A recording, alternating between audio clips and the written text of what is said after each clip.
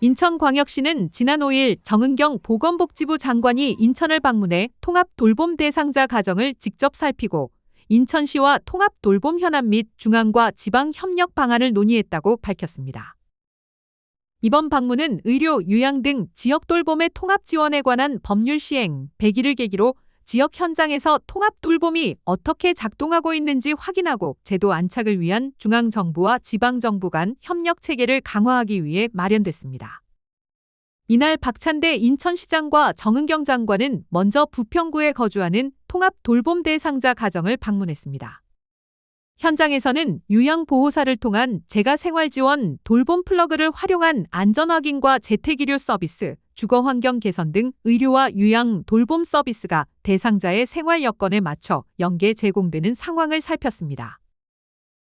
이어 시청 대접견실에서 정은경 보건복지부 장관은 박찬대 시장에게 지역사회 통합돌봄 추진을 격려하는 서한문을 전달했습니다. 이 자리에서 양 기관은 인천시 통합돌봄 추진 상황과 현장 애로사항을 공유하고 제도의 안정적 정착과 현장 실행력 강화를 위한 협력 방안을 논의했습니다. 아울러 인천시는 보건복지부 소관 주요 현안에 대한 건의사항을 전달하고 중앙정부 차원의 지속적인 관심과 지원을 요청했습니다. 초기 단계라고 하지만 통합돌봄은 어르신들이 시설이 아닌 살던 곳에서 건강하고 존엄하게 노후를 보내실 수 있도록 돕는 따뜻하고 중요한 정책이고요. 오늘 청천동에 가서 85세 혼자 사시는 어르신을 보면서 현장을 실제로 돌아보고 나니까 어떤 것이 필요한지를 좀 구체적으로 알게 되었고 지역 특색에 맞는 또 예산이라든가 지원책 그거 반드시 필요하지 않겠나 이런 생각이 듭니다. 상대적으로 부평은 기존에 잘 되어 있었던 부분이 있지만 우리 인천 전역으로 특히 장관님 말씀하신 것처럼 옹진군, 강화군처럼 도소지역들, 의료 취약지역에는 더욱더 어려운 환경인데 거기에 맞는 예산 지원이라든가 제도 구축이 꼭 필요하지 않는가 좀 이 생각이 많이 듭니다. 통합돌봄구 새로 신설하고 나면 인천이 어려운 재정 여건이기는 하지만 좀 모범 사례를 많이 만들어야 되지 않을까 좀 이런 생각이 들고요. 인천시 역시 정부의 정책 방향에 맞춰서 최선의 노력을 다하도록 하겠습니다.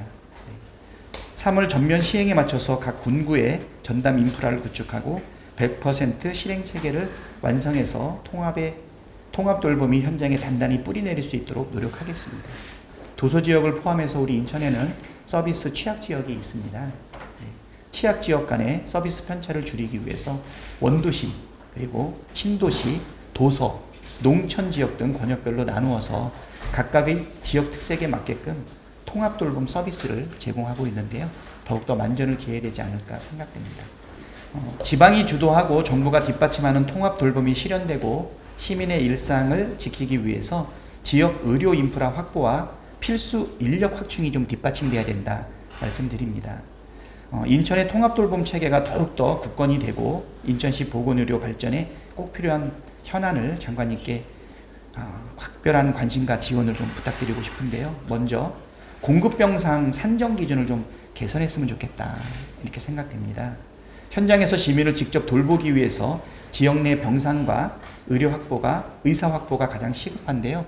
새로 신설된 영종구, 검당구 등 인구가 급증하고 있음에도 불구하고 병상 신설 및 증설 제한으로 인해서 종합병원이 없어서 재난 대비와 소아 중증 질환 대응 등 긴급 상황 발생 시 신속한 대응이 지금 불가능한 상황입니다.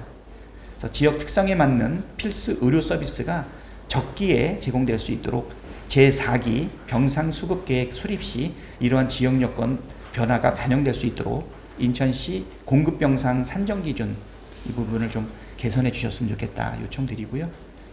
그 다음에 인천은 광역시임에도 불구하고 치료 가능 사망률이 가장 높은 지역입니다. 전국 2위 정도라고 하니까 결국은 필수 의료 의사수가 좀 부족하고요. 낮은 공공병상 설치율 등 의료 취약지로 있습니다. 거듭 말씀드리지만 도소와 적경지역은 필수 의료 공백이 좀 심각한 상황입니다. 또 항만과 공항도 보유하고 있는 인천이 감염병 유입에도 최전선이기 때문에 만약에 인천이 뚫리게 된다라고 하면 대한민국이 뚫린다라는 것과 다름이 없다.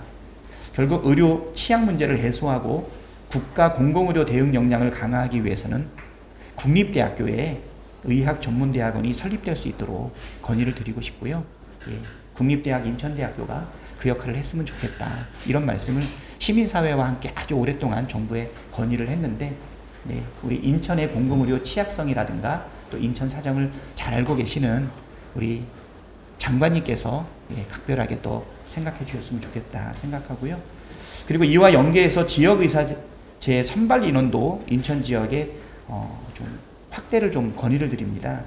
강화군과 옹진군 공공보건 배치 감소로 인해서 필수 의료 공백이 발생 중인데 현재 지역의사제 구조적 한계로 인해서 이를 해결하는 데 어려움이 있습니다.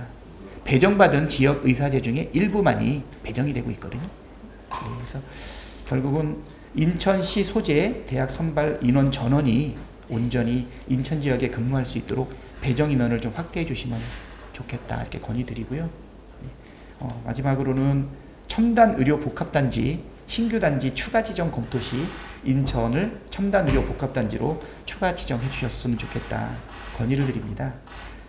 국내 유일의 글로벌 경쟁력을 가지고 있는 바이오 클러스터를 보유하고 있고 또 국가 바이오 초격차 핵심 거점인데요. 경제자유구역 특성과 공항과 항만 인프라를 보유한 강점을 살려서 국가 바이오 헬스 산업의 글로벌 도약을 이뤄낼 수 있게끔 첨단 의료 복합단지에 대한 신규단지 추가 지정을 건의드리는 바입니다.